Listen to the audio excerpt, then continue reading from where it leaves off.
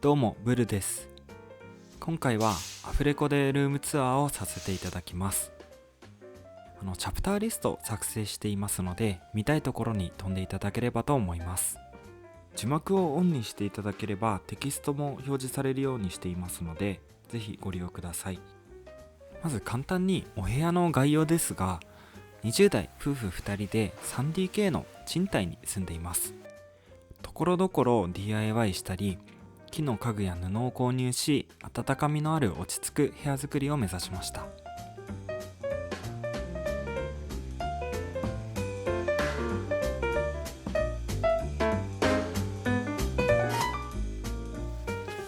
ミニマルまではいきませんが、できるだけ物で溢れないような空間にしています。まずはじめに間取りの説明をさせていただきます。ダイニングを中心とし、各部屋につながっている 3DK です。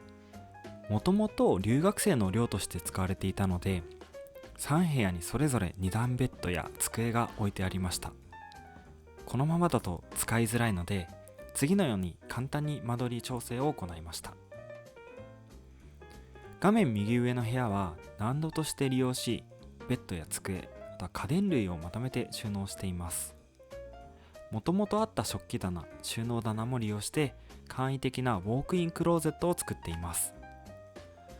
もう一つ大きく変えたところとして、左下の部屋へ続く襖を取り外し、ダイニングと一体となったリビング空間を作りました。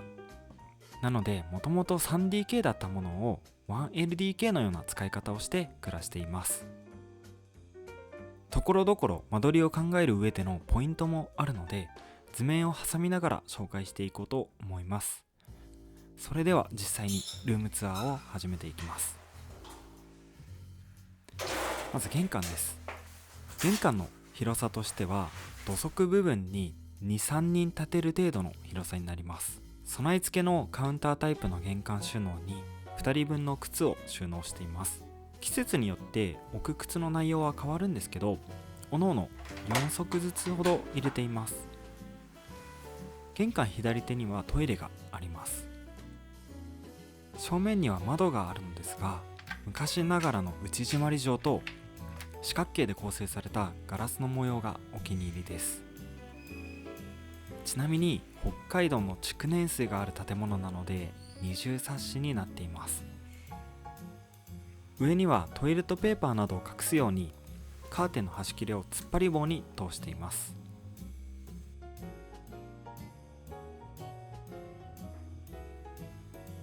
続いてダイニングです。玄関からはダイニングに直接つながります。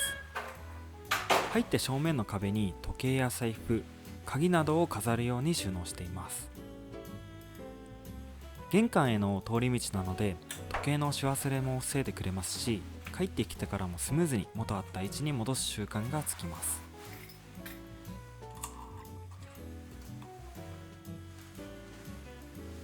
マスクはできるだけ目立たないように白い壁側に引っ掛けています。この白い手提げ袋には買い物袋などかさばるものを入れています。財布は置くような形で、時計や鍵など吊るせるものは吊るすように収納しています。そうすることで面積を取らないので、収納場所が少なくて済みます。ちなみになぜここに壁をつけたのか、玄関に近いというのともう一つ理由があるのですが、それは扉を開けて正面が洗濯機置き場になってしまうんです。生活感を丸見えにしたくなかったので、隠す意味で壁を作りました。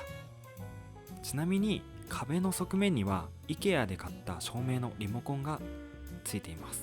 古い建物なので照明の壁スイッチがなくて、全て紐で入り切りするタイプになります。ただそれだと真っ暗な状態で紐を探す場面も出てくるため、この IKEA のリモコンスイッチにだいぶ助けられました。調光機能付きです。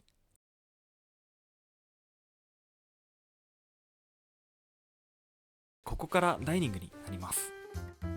置いてあるものはダイニングテーブルと、また DIY で作った食器棚と観葉植物の3つのみです。ここで料理することもあるので、でできるだけゆとりがあるように必要最低限の自分のお気に入りのものだけを置いています。ここにはもともとテレビが置いてあってダイニング兼リビングという使い方がされていましたが、最初に説明したように3室のうちの1室をリビングとしたためだいぶゆとりが出ました。ちなみにここがもともと襖がついていたところです。このダイニングはリビング、寝室、キッチン、玄関につながる中心の場所となります。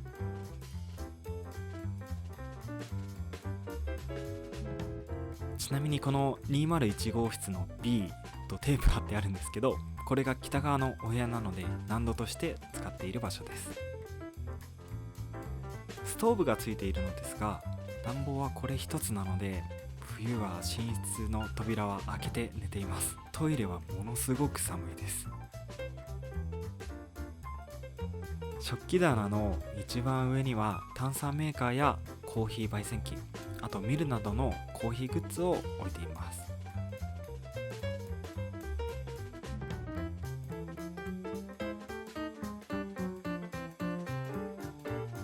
2、3段目にはコップやお皿を中心に置いています。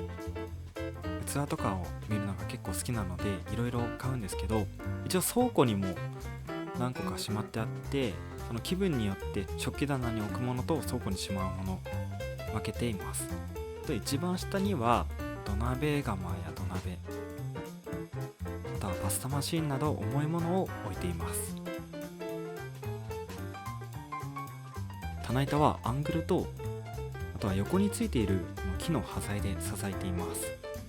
ちなみに食器棚の高さは人が立って作業しやすい高さにしているので、コーヒーをそのまま入れたりパソコン作業を立ってできるデスクとして使うこともあります。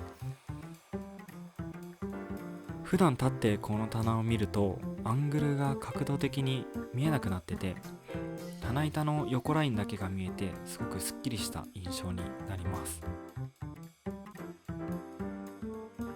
これはフランスゴムの木を購入しました。名前はゾロメッティというんですけど、以前作った動画見ていただければちょっと名前の由来がわかるようになってます。緑があるだけで部屋の印象がガラッと変わりますね。テーブルにもちょっとした枝物を置くか今すごく迷い中です。はい、続いてリビングです。リビングですが、実際リビングというよりかは趣味部屋のような使い方をしています。ほうきが正面にあるんですけど、パッと目につくところに置いてあるとふとした時に手を取って掃除しようという気持ちになります。奥にはローテーブルとソファーを置いています。ローテーブルはウニコで、ソファーはノーチェで購入しました。ラグは無印で購入しましたがちょっと小さいです。そのまま上行くともともとここに釣り戸棚がついていました。目につきにくい場所ではありますが、箱類を間隔開けて置いています。間隔開けることでちょっとディスプレイのような形にしていますね。金継ぎ道具やホームシアター、あとはカメラ関係を収納しています。でソファーに座ると正面にギターとちっちゃい置物があります。ホームシアター用に白い壁を残しているような形です。右を見ると無印のベンチがあって、でこのように下にはゴミ箱やティッシュなどを隠すように置いています。その奥は作業スペースになるんですけど、デスクを置いてしまうとちょっと物が増えてしまうので押し入れをデスク代わりにしています。ちなみにテレビを手放して代わりにラジオを聴く生活に変えました。引っ越し前はもちろんテレビがあったのでテレビ台も引っ越しに合わせて持ってきていたんですけど、それを本棚として今使っています。もともと持っていたカラーボックスなども組み合わせてなんちゃって本棚ですね。はい、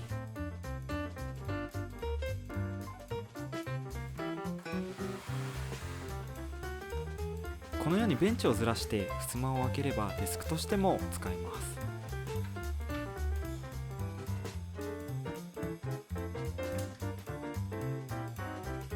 照明はスポットライト、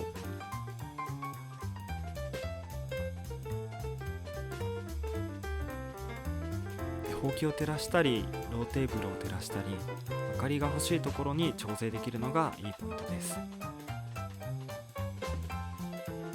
ここでリビングの中で買ってよかったものを少しだけ紹介させていただきます。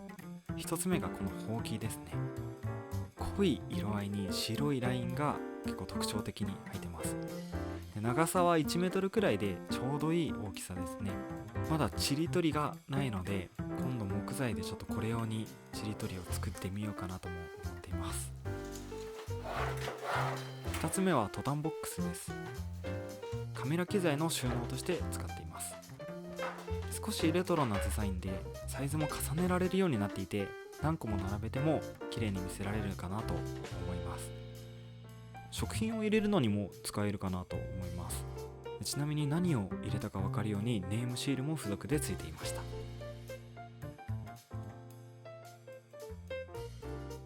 ベランダはダイニングと直接つながっています。今は冬なのですごく寒いですが、日が入ってきて気持ちがいいです。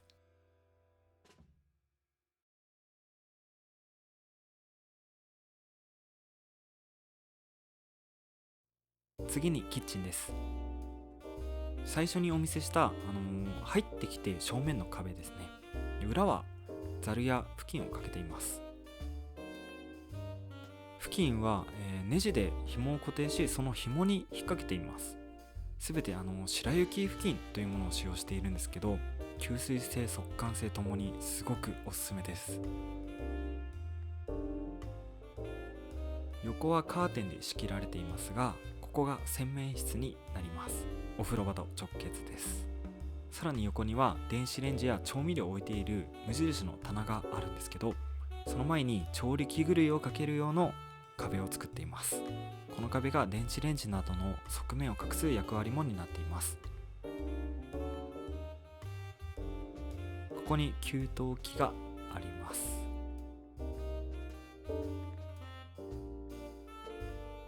キッチンには少し段差があったので、五徳やスパイスなどを並べています。さらに上にも棚があり、ボウルやごますりなど調理でよく使うものを置いています。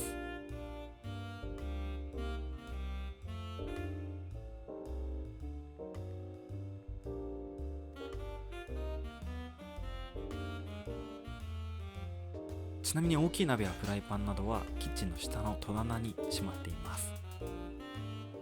ダイニングに少し戻りますが、ダイニングテーブルと食器棚が平行にあることで、本当に些細なことなんですけど、取り分け皿とか、コップとかをすぐに取り出せるのが地味に便利です。いちいち立たずに済みます。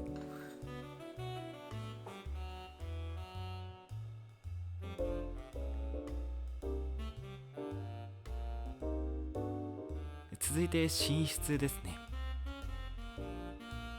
ここに置いてあるものはラックとベッドとサイドテーブルの3つのみです。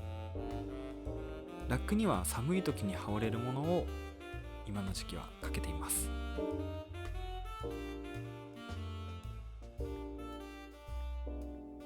このダブルベッドの下には引き出しの収納がついています。ウォークインクローゼットと合わせてここの収納だけで洋服は全部賄います。サイドテーブルは夜本を読んだり、あとはメガネや携帯を置くのに使用しています。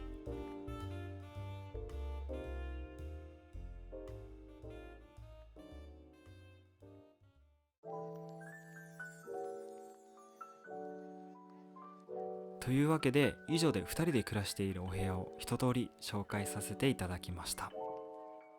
アフレコでお送りしましたが、いかがでしたでしょうか。何かわからないことや、これは何の商品ですかとか、何か気になることがありましたら、気軽にコメント欄までコメントをお願いします。